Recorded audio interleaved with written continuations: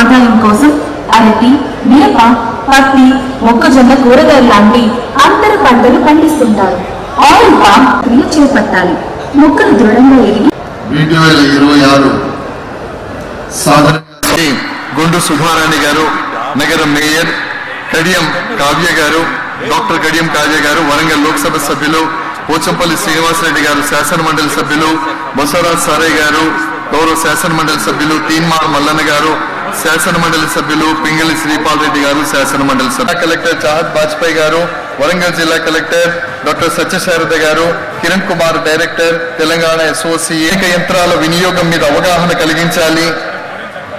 నీటి పొదుపు పద్ధతుల ద్వారా ప్రభుత్వ రాయితీల మీద రైతు సోదరులకు అవగాహన కలిగించాలి అనేటటువంటి ఒక సత్సంకల్పంలో తెలంగాణ రాష్ట్ర ప్రభుత్వం,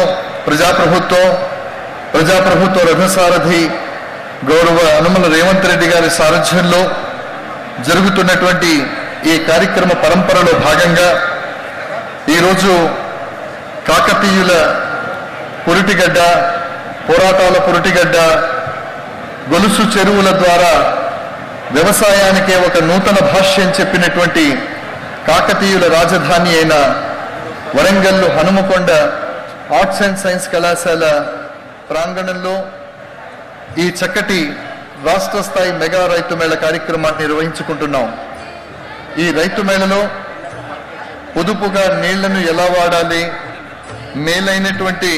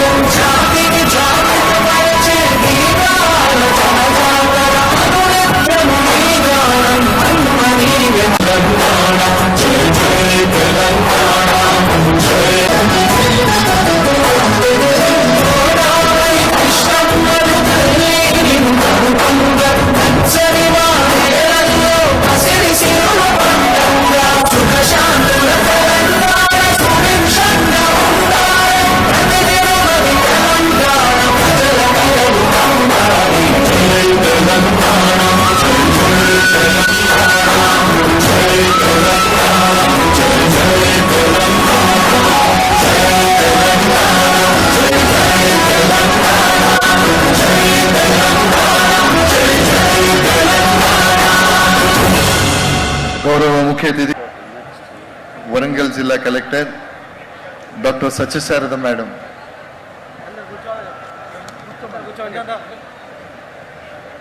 దయచేసి అందరూ కూర్చోవాలండి.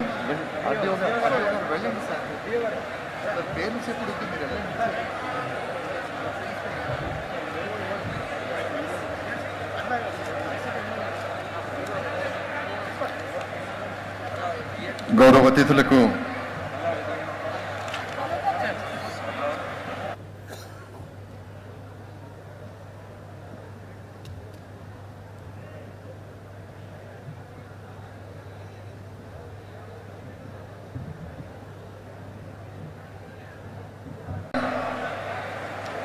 రాష్ట్ర ప్రభుత్వం అత్యంత ప్రతిష్టాత్మకంగా నిర్వహిస్తున్నటువంటి రాష్ట్ర స్థాయి మెగా రైతు సభా కార్యక్రమ నిర్వహణ చేస్తూ ముందుగా పెద్దలు గౌరవనీయులు వ్యవసాయ శాఖ రాష్ట్ర కార్యదర్శి కె సురేంద్ర మోహన్ గారు,